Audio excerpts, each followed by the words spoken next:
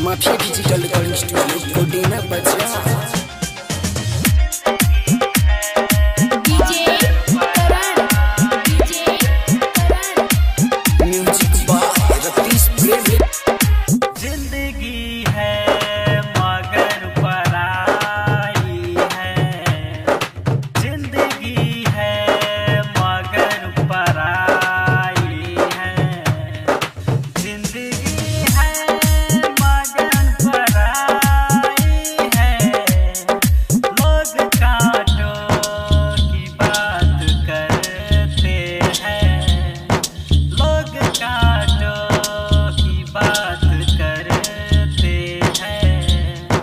हमने फूलों से चोट खाई है, जिंदगी है मगर पराई है। डीजे करण, डीजे करण।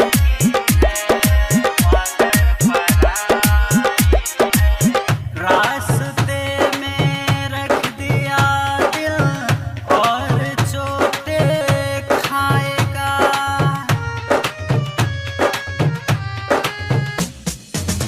रास्ते में रख दिया दिल और चोटे खाएगा। आएगा दिल लेने वाला, जान लेकर जाएगा।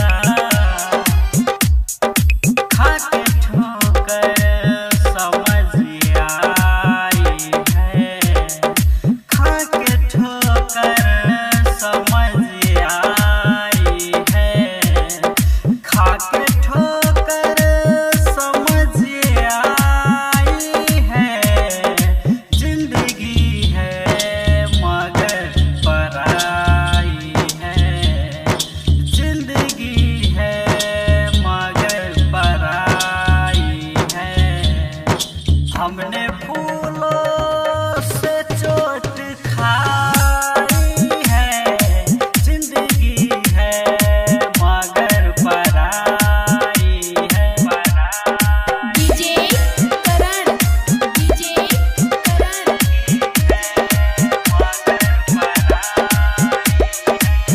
प्यार होना मर्ज है, जितना हुआ है मुझे।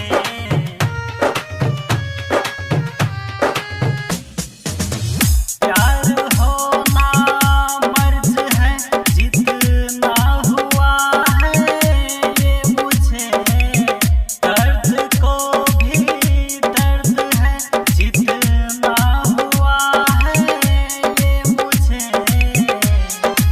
दर्द दिल की सजा ये पाई है, दर्द दिल की सजा ये पाई है, दर्द दिल की सजा ये पाई है।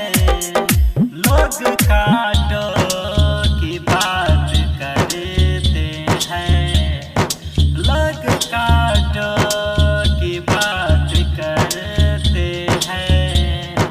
हमने फूलों से चोट खाई है, जिंदगी है मगर पराई है। माफिया डिजिटल रिकॉर्डिंग स्टूडियो कोडेना बजा।